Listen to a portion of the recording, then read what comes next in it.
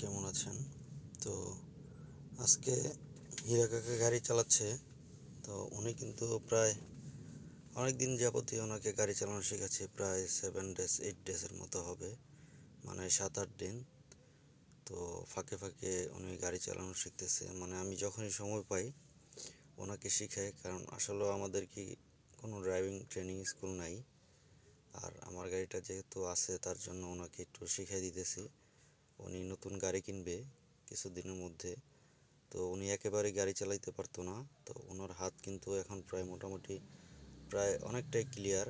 তো উনি এখন একা একা গাড়ি চালাইতে পারে। তো ফার্স্টে ওনাকে একটা ম্যানুয়াল কার দিয়ে কিছুদিন ট্রেনিং করানো হয়েছে, 3-4-5 দিনের মতো। তারপর থেকে দেন অটো গাড়ি দিছি, তো উনি চালাইতে পারে একা একা। তো এর আগের ভিডিওতে আপনারা দেখছেন উনি একা একা চালায় চিপা চাপা গলির মধ্যে দিয়ে উনি 300 ফিটে পূর্বাঞ্চলে চলে গেছে। তো হাইওয়েতেও চালাইছে। তো ওনার প্রায় আমি 7-8 দিন যাবৎ গাড়ি চালানো শেখাই। তো এর মধ্যে কিন্তু উনি প্রায় 65% কমপ্লিট করে ফেলছে। তো এই যে দেখেন এখন কিন্তু এই ভাঙা রাস্তার মধ্যে স্মুথলি ব্রেক করতেছে, স্মুথলি গাড়ি অ্যাক্সেলেরেটর দিতে যাচ্ছে সামনের দিকে। তো ওনার ব্রেকটা কন্ট্রোলে একেবারেই নিয়ে আসার জন্য এই ভাঙা রাস্তায় দেওয়া।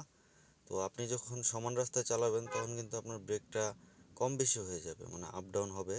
তো এই ভাঙা রাস্তায় দেওয়ার কারণ হচ্ছে ওনার ব্রেকটা যেন অ্যাকুরেটলি থাকে, স্মুথলি ব্রেক করতে পারে, ব্রেক করাটা যেন আগে শিখে। তো গাড়ি চালানোর আগে সবসময় আগে আপনার খেয়াল রাখতে হবে ব্রেক করাটা। তো ব্রেক করাটা যদি আপনি শিখে ফেলতে পারেন তাহলে আর কোনো সমস্যা নাই।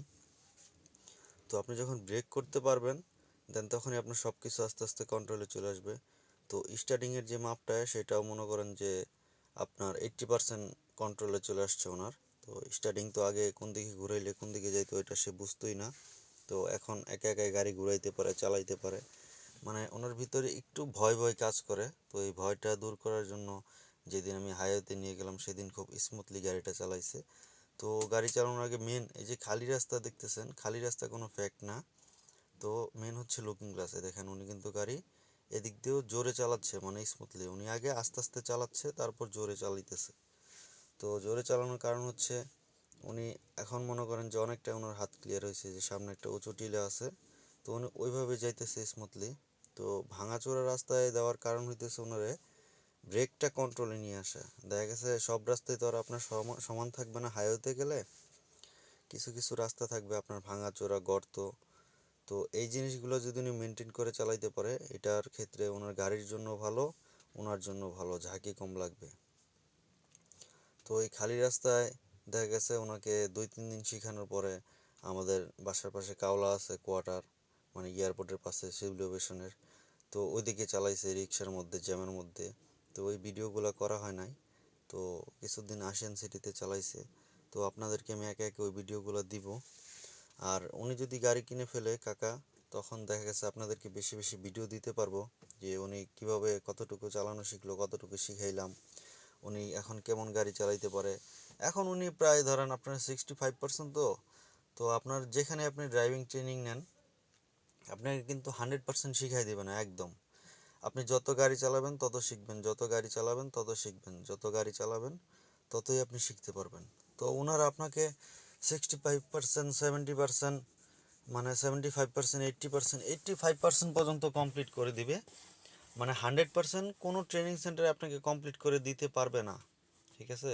আর গাড়িতে অনেক কিছু জানার আছে নিজে ড্রাইভিং করার সময়। শুধু গাড়ি চালালেন, গিয়ার ফেলালেন, ব্রেক করলেন, অ্যাক্সেলেরেটর দিলেন তাহলে কিন্তু হবে না।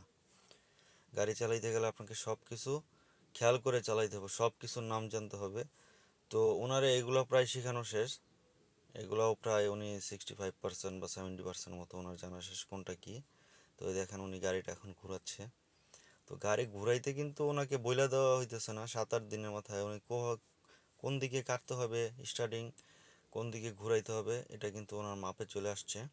তো দেখেন গাড়িটা ঘোরাচ্ছে, এখানে খালি জায়গা কিন্তু আপনাদেরকে আমি দেখাবো যে উনি যে সুন্দরভাবে পার্কিং করতে পারে এখন সেটাও।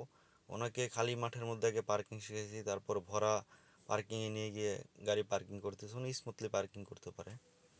তো এই দেখেন গাড়িটা ঘুরাই নিয়ে আসছে। তো উনি এখন স্মুথলি চালাইতে পারে। তো আশা করি আপনারা যারা ড্রাইভিং শিখবেন, উঁচু নিচু গর্ত রাস্তা কোনো সমস্যা না, সবসময় কিন্তু আপনার সামনে দেখা গেছে যে সমান রাস্তা থাকবে না। আর আমাদের এই বনরূপার মধ্যে খালি জায়গা চিপা চাপা অনেক অলিগলি আছে, তো এগুলোর মধ্যে দিলে দেখা গেছে ওনার ভয় জড়তা এগুলো কাইটা যাবে। তো আর সব সময় শিখাইতে হবে ডানে বামে ইন্ডিকেটর দেওয়ার জন্য। তো আপনারা যারাই ড্রাইভিং শিখবেন আগে গাড়িতে উঠে জিজ্ঞেস করবেন, না জানলে কখনোই একা একা কোনো কিছু করবেন না। তো উনি এই মাঠে যাচ্ছে, মাঠে গিয়ে গাড়িটা এখন পার্কিং করবে। তো ওনার পার্কিং স্কিলটাও আলহামদুলিল্লাহ ভালো, উনি পার্কিং করতে পারে অনেক সুন্দর। মানে কিছু দিনের মধ্যে যে ওনার আর কি আগ্রহটা অনেক, মেন কথা হচ্ছে ওনার আগ্রহের কারণে উনি শিখতে পারছে। আর আপনারা যারাই ড্রাইভিং শিখবেন যদি আগ্রহ না থাকে তাহলে কিন্তু শিখতে পারবেন না। তো উনি এখন এই যে গাড়িটা ব্যাক গিয়ারে দিছে।